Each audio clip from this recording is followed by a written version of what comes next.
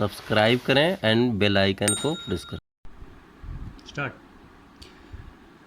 Class 9th subject आपका है विज्ञान। विज्ञान के लिए लेसन वाइज आपको जो है प्रोवाइड कराएंगे वीडियो। लेसन फर्स्ट है आपका, यूनिट फर्स्ट है, और मापन तथा ध्वनि यांत्रिकी यूनिट फर्स्ट है। इसके अंतर्गत जैसे पहले हमारा जो सब्जेक्ट है वो क्या है, विज्ञान है। तो विज्ञान में अगर हम देखते हैं तो विज्ञान किसे कहते हैं, पहले ये ध्यान देना होगा, ठीक है। तो विज्ञान के बारे में जान लेते हैं। विज्ञान, साइंस, स्पेलिंग क्या होती है इसकी, SCIENCE, साइंस। साइंस जो वर्ड है ये किस शब्द से मिलकर बना है, ये लैटिन वर्ड है। कैसा वर्ड है, लैटिन वर्ड है, लैटिन भाषा से लिया गया है, ठीक है।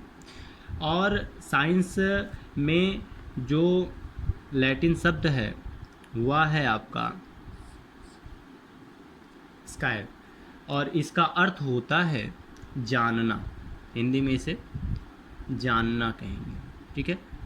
या हम इसको कह सकते हैं टू नो, टू नो अर्थात जानना। तो अगर हम विज्ञान का संधि विच्छेद करते हैं तो क्या बनेगा, इसका शाब्दिक अर्थ के अकॉर्डिंग वी प्लस ज्ञान, वी प्लस ज्ञान, तो ये बनेगा विज्ञान। अर्थात इससे हमें विशेष जानकारी ये मिली कि विशिष्ट ज्ञान ही क्या है, विज्ञान कहलाता है। विशिष्ट और योग्य ज्ञान, उसे क्या कहेंगे, विज्ञान कहेंगे।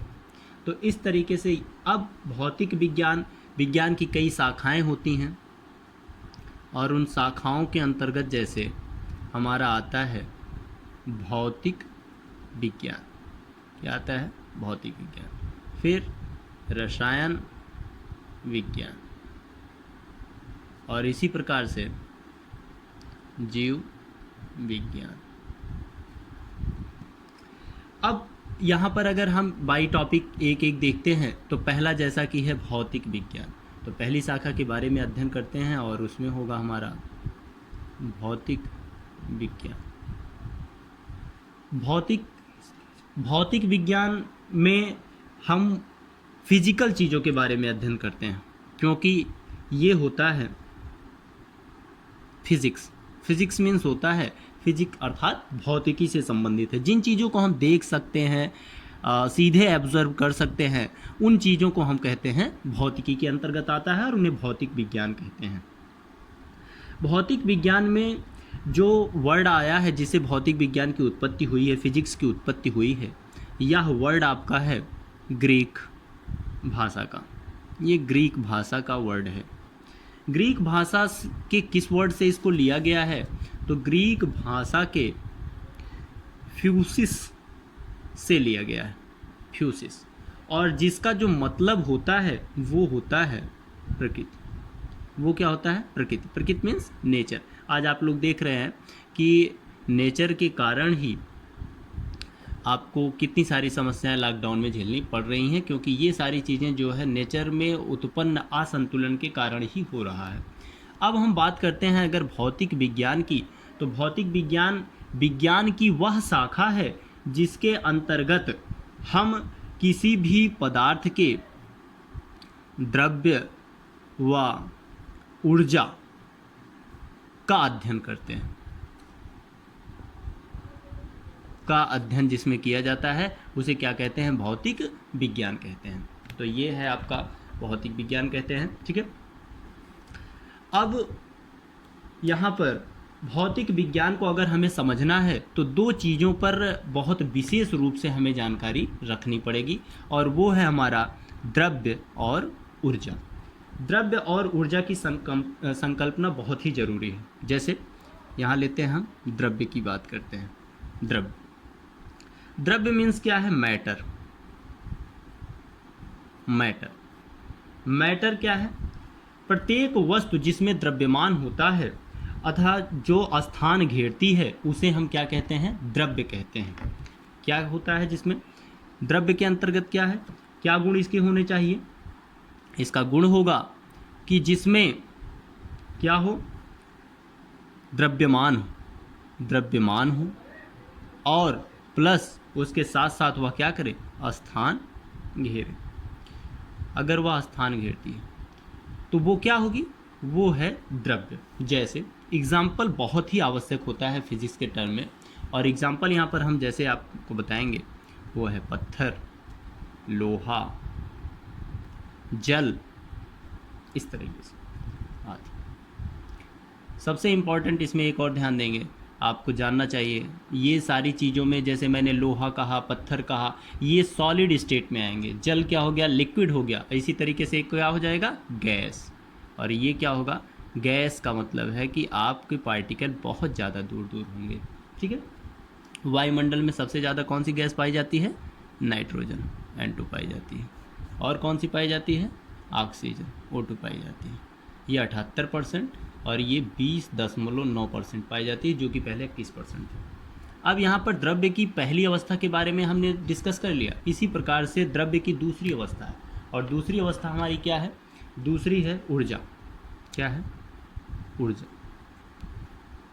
ऊर्जा मीन्स क्या है, इसकी इंग्लिश क्या होती है ऊर्जा की, एनर्जी। देखिए अगर आप साइंस पढ़ रहे हैं तो साइंस में आपको दो चीज़ें जाननी बहुत आवश्यक हैं, और वो हैं कि जो भी आपका मेन है उसकी हेडिंग क्या बन रही है और वो किस इंग्लिश से कन्वर्ट होता है। क्योंकि आप आगे चल के जैसे जहाँ भी आपको ऊर्जा की आवश्यकता होगी वहाँ आप केवल सिंबल ई डिनोट करके काम चला लेंगे, और वहाँ पर इसी ई से ही हम लोग इसको पहचानेंगे ऊर्जा को।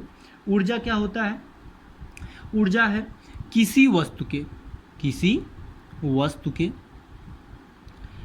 कार्य करने, वस्तु के कार्य करने की क्षमता की क्या है, क्षमता क्या कहलाती है, कार्य करने की क्षमता ही ऊर्जा कहलाती है।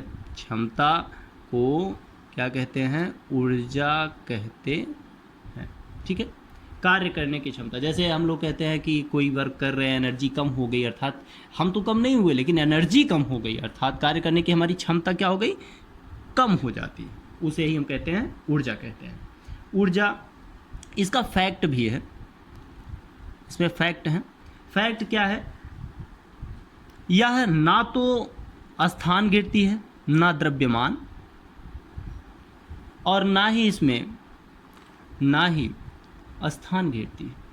जैसे कहने का मतलब आप थक जाते हो तो क्या 50 किलो के हो तो 25 के नहीं हो जाते हो।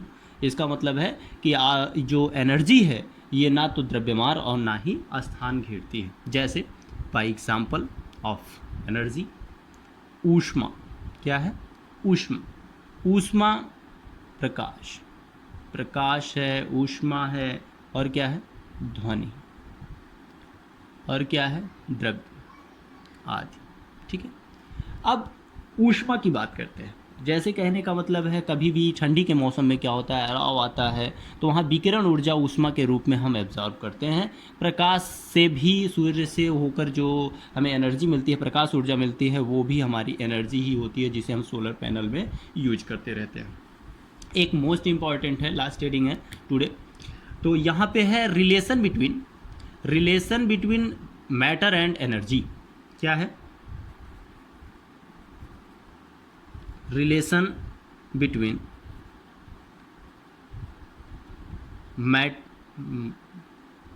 मैटर, अर्थात मैटर में हमने क्या लिया था, द्रव्यमान लिया था। इट मीन्स हम ले सकते हैं मास एंड एनर्जी। ठीक, ये अगर इसको हम शॉर्ट फॉर्म में यूज करना चाहें तो मास, इसको हम ऐसा भी लिख सकते हैं कि ये बन जाएगा आपका M and E, mass and energy, relation between mass and energy. ये बहुत ही इम्पॉर्टेंट है क्योंकि आइंस्टीन ने एक समीकरण दिया था जिसे हम कहते हैं द्रव्यमान ऊर्जा समीकरण। आइंस्टीन के द्वारा, आइंस्टीन ने एक इक्वेशन दिया था और उसे हम क्या कहते हैं, मास एनर्जी इक्वेशन कहते हैं। तो उसके अकॉर्डिंग क्या होता है, कोई भी जो एनर्जी है, अब मैंने कहा था यहाँ डिनोट करना ई से, because energy is first letter capital E. Now E is equal to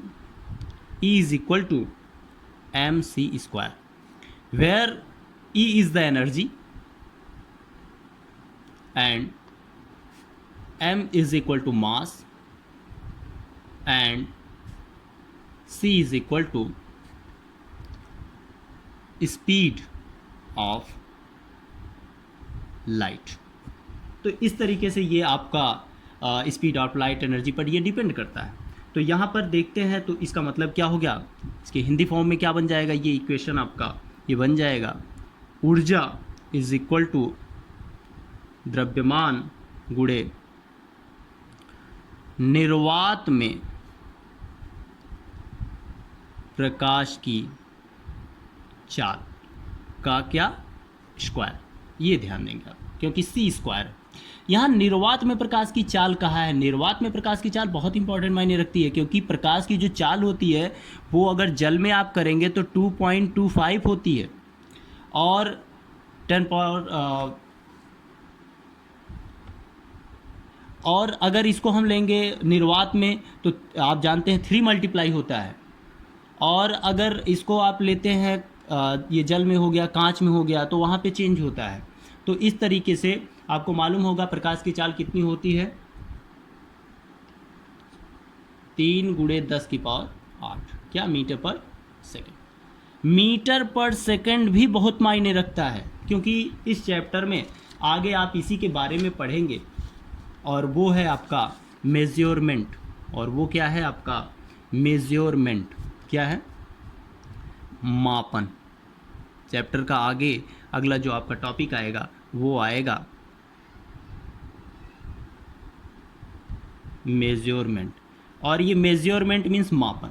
अब मापन की जो ये घटना होगी वो हमारी किस पर डिपेंड करेगी, मीटर पर सेकंड पर डिपेंड करेगी. अब यहाँ 2 चीज़ें आती हैं, एक आया है 3 × 10⁸ मीटर पर सेकंड. अब ये 3 × 10⁸ क्या डिनोट करता है और ये मीटर पर सेकंड क्या डिनोट करता है, इसके बारे में हम अब डिस्कस कर लेते हैं. देखिए, अगर हम यहाँ कहें कि 3 × 10⁸ मीटर पर सेकंड, तो यहाँ क्या होगा, ये जो आपकी वैल्यू है ये क्या बताती है, इसका ध्यान देना होगा. अर्थात अब यहाँ से आ गई भौतिक राशियाँ.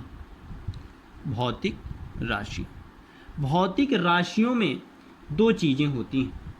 भौतिक राशियों के मात्रक तथा इसका जो होता है संख्यात्मक मान.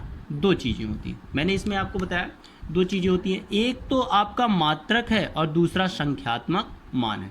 जैसे यहाँ पे मैंने कहा क्या है, ये जो आपकी वैल्यू आप देख रहे हैं ये है आपका क्या है, संख्यात्मक मान है, और जो मीटर पर सेकंड देख रहे हैं ये आपका क्या है, मात्रक है. इन दोनों में जो है स्पेशल कंडीशन होती है, इसमें रिलेशन होता है दोनों में रिलेशन क्या होता है वो आप देख ले.